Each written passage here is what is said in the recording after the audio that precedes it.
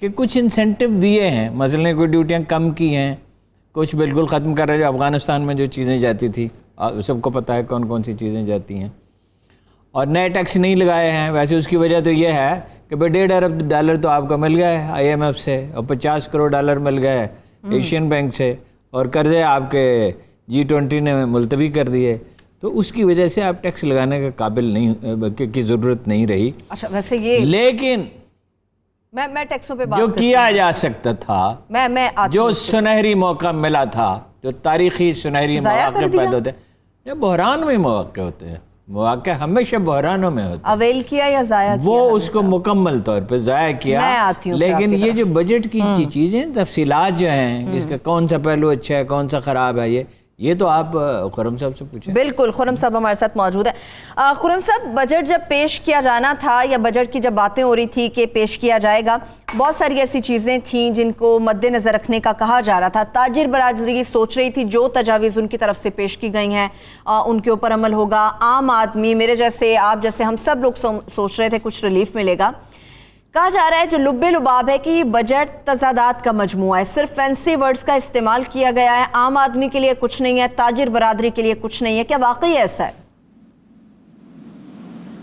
बिस्मिल्लाहिर्रहमानिर्रहीम। जी देखें, हारून साहब ने एक बड़ी गोल्डन लाइन जो है वो यूज़ की है, वो डिस्कशन में निकल गई, बट वो बड़ी इंपॉर्टेंट लाइन है कि बहरान में ही जो है वो अपॉर्चुनिटी होती है। बहरान में ही आपका पता चलता है, बहरान पे ही लीडरशिप का पता चलता है, बहरान में ही आपका पता चलता है कि आप कितने अच्छी तरीके से उसको मैनेज करते हैं। तो अगर बजट की बात की जाए, मैं एक टैक्स पे भी बात करना चाहूँगा जो हारून साहब ने भी आइडेंटिफाई की कि जी टैक्सेस नहीं लगाए गए।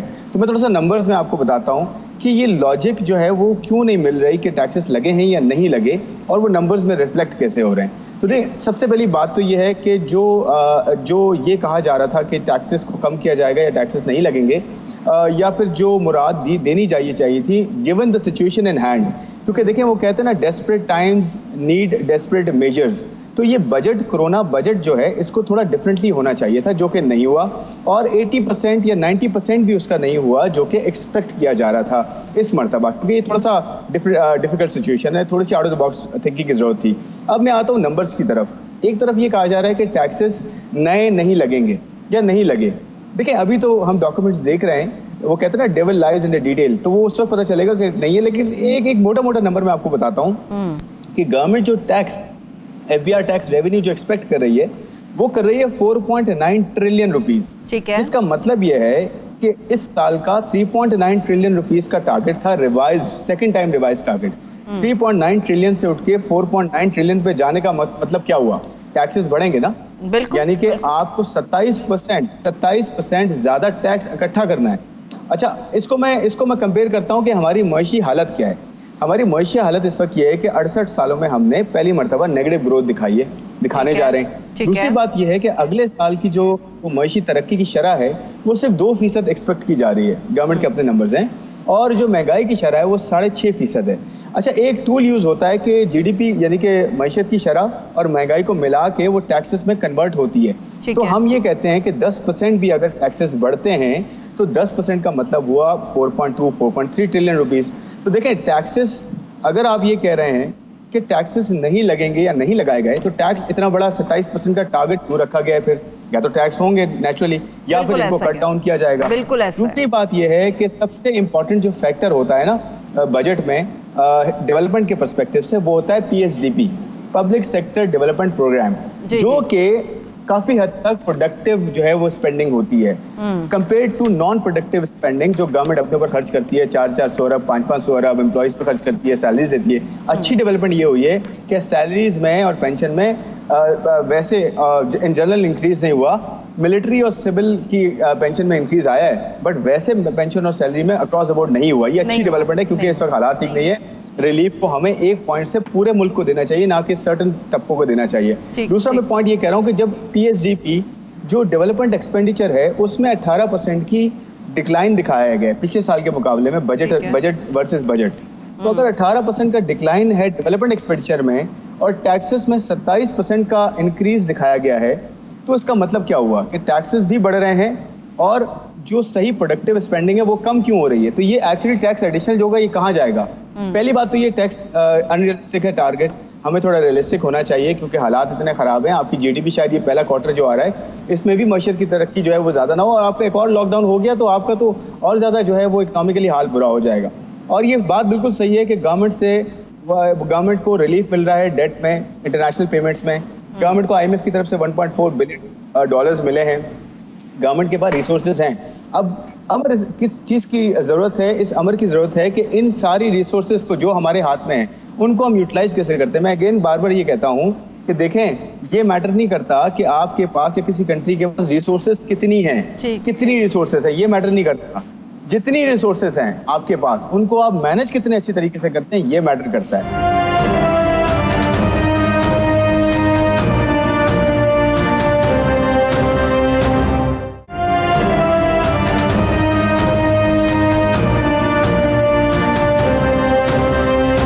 मैं टैक्सेस के हवाले से एक छोटा सा क्वेश्चन पुट करना चाह रही हूँ हारून साहब।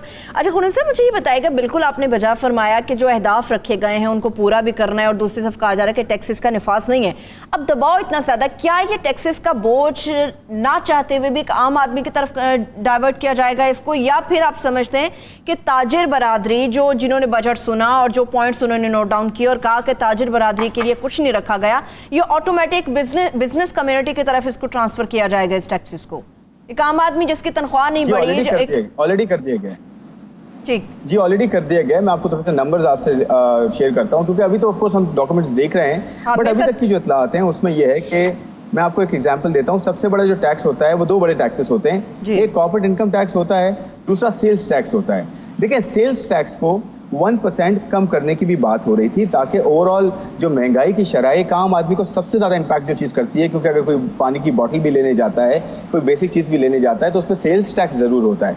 और ये गलत इंप्रेशन है कि हमारे अवाम जो है वो टैक्स नहीं देती। एक आम आदमी, एक ठेले वाला भी जब कोई चीज़ ख़रीदता है, चाहे वो बच्चों के लिए कुछ खाने पीने की छोटी अशिया हो, चाहे बेसिक फूड आइटम्स हो, ज़्यादातर पैकेज आइटम्स पे, रिटेल पे सेल्स टैक्स होता है। तो देखिए, सेल्स टैक्स की शरह में 1% कम करके हम पता क्या करते हैं, हम इंसेंटिव ड्रिवन नहीं है, हम इंसेंटिव दे के टैक्सेस को नहीं बढ़ाना चाहते। हम खुर्रम साहब जरा हमारे साथ ही रहें आप, मैं जरा थोड़ी सी ठीक है, खुर्रम साहब हमारे साथ मौजूद रहिएगा। हारून साहब, मैं आपसे सवाल करना चाहती हूँ, टैक्स क्यों नहीं लगे, मगर ऐसा महसूस होता है कि गोरख धंधे के अंदर फंसाया जा रहा है, टैक्स तो नफाज होंगे जो खुर्रम साहब नहीं, वो तो बजट तो खुलता ही कुछ दिनों के बाद है।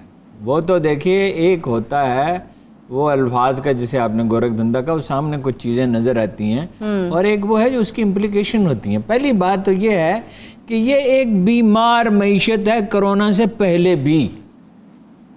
2000 अरब रुपए हम ज़ाया करते हैं हर साल, 2000 अरब रुपए सब्सिडीज़ में, ये बिजली में, ये स्टेट एंटरप्राइज में, ये स्टील मिल का देखिए ना अभी हल करने की एक ज़रा सी कोशिश की तो उसकी मज़ाहमत हो रही है, और नून लीग ने तो खैर उसकी हमायत कर दी खुदा करके, लेकिन ये मज़ाहमत करेगी पीपल्स पार्टी जितने कर सकेगी। ये वही पीपल्स पार्टी है जिसके वज़ीर दाखिला ने कहा था 2 लाख राइफलें हमने तकसीम की हैं और शादियों में हवाई फायरिंग के लिए नहीं तकसीम की हैं, ये याद रखें। सियासतदान जो है वो एक ताजर से कहीं ज़्यादा कैलस होता है। ताजर अपने मुनाफे के लिए ज़रूर आरजूमंद होता है, लाशें बिछाने का आरजूमंद नहीं होता। इक़्तिदार के लिए जो आदमी पागल हुआ हो वो कुछ भी कर सकता है।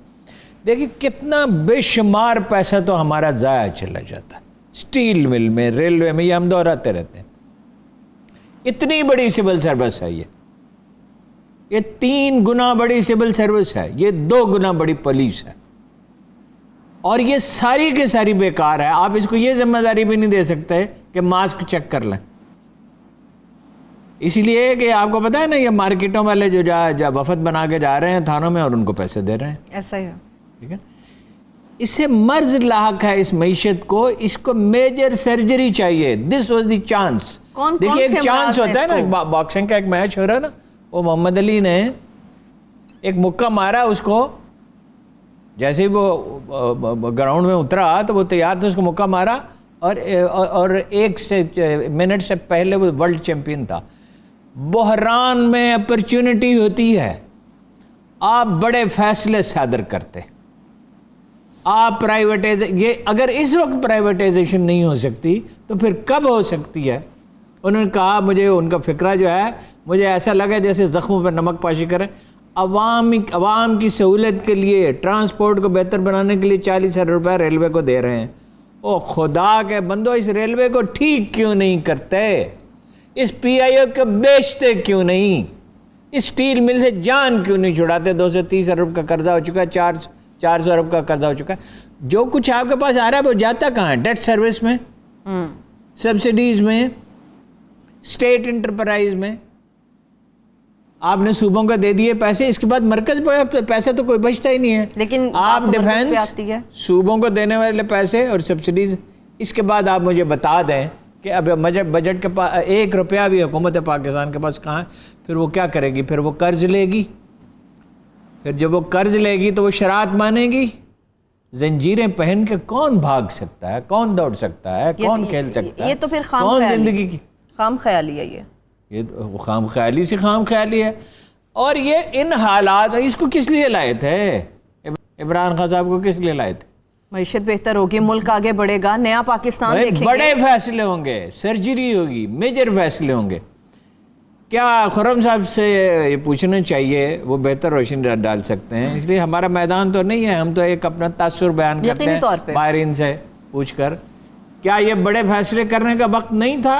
क्या ये वक्त नहीं था कि प्राइवेटाइजेशन का ऐलान कर दिया जाता और जितनी मर्जी मज़ामत होती? मज़ामत क्या होती? देश में इस्टेब्लिशमेंट भी साथ देती, इसमें अवाम भी साथ देते, लोगों को बताया जाता, लोगों को एजुकेट किया जाता।